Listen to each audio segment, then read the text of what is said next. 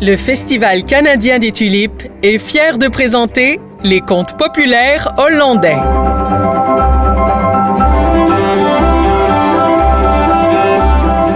L'histoire d'aujourd'hui s'intitule « La ferme qui est partie et revenue ».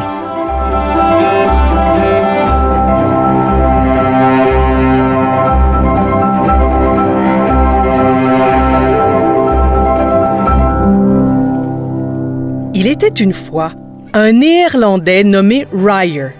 Ryer avait une épouse robuste, 4 enfants, 4 chevaux, 6 vaches, 2 chiens, des coqs, des poules, un troupeau d'oies, 2 douzaines de canards et un âne détestable nommé Strap.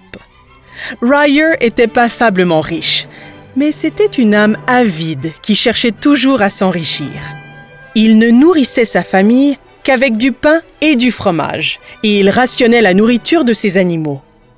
Quand il labourait la terre, il allait jusqu'aux abords des canaux afin de bien profiter de chaque pouce de sa terre. Il arrivait que des morceaux de terre fertile, venant des fermes avoisinantes, se détachent et flottent sur l'eau. Alors Ryer, toujours aussi avide, se faufilait la nuit pour récupérer les parcelles et les attacher à sa ferme. Il fit cela tant de fois qu'il rajouta une demi-acre à ses avoirs.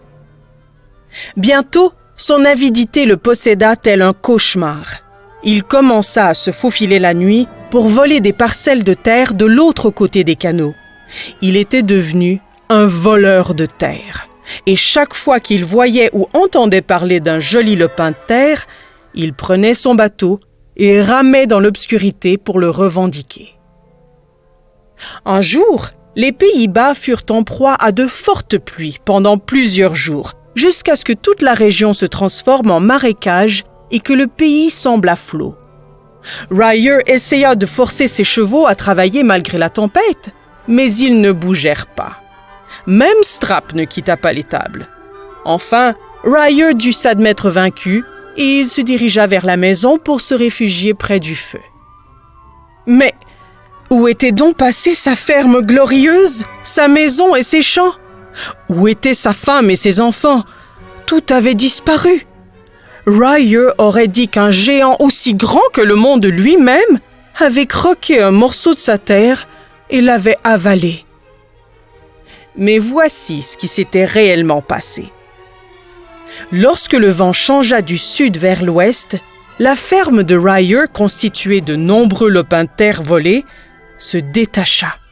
Elle partit à la dérive, se déplaçant plein ouest vers la Hollande septentrionale.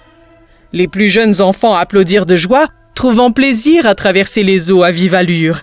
Mais la femme de Ryer, elle, s'agrippa désespérément à la tête de lit, évitant de bouger de peur d'être emportée par les eaux. Parfois, la ferme passait sous le regard perplexe de pêcheurs qui s'étonnaient de voir un spectacle aussi singulier. Dans certains villages, la ferme en fuite devint le sujet de bavardage et de commérage des femmes pendant qu'elles traillaient les vaches ou tricotaient des chaussettes. Mais pendant ce temps, Ryer continuait de poursuivre la ferme à pied, traversant des tourbières, des champs et des villages, tâchant désespérément de ne pas perdre de vue sa maison. Enfin, après plusieurs jours, il rejoignit la ferme flottante. Il vit que sa femme et ses enfants craignaient mourir de faim. Toute la nourriture pour le bétail avait été mangée. Le chien n'avait plus de viande, le chat plus de lait, et Strap braillait de faim bruyamment.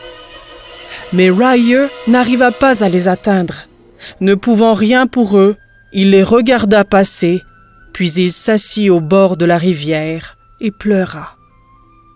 Prenant pitié du pauvre Ryer, un groupe de garçons, de pêcheurs et d'agriculteurs se rassemblèrent et lui proposèrent de remorquer la ferme en fuite jusqu'au quai du village.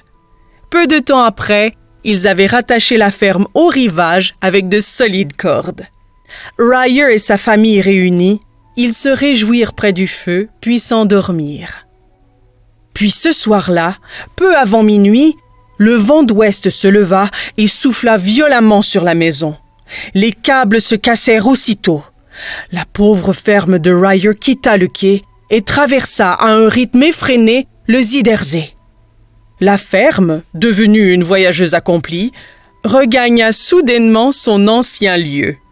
Toute la famille se réveilla saine et sauve, enfin de retour chez elle.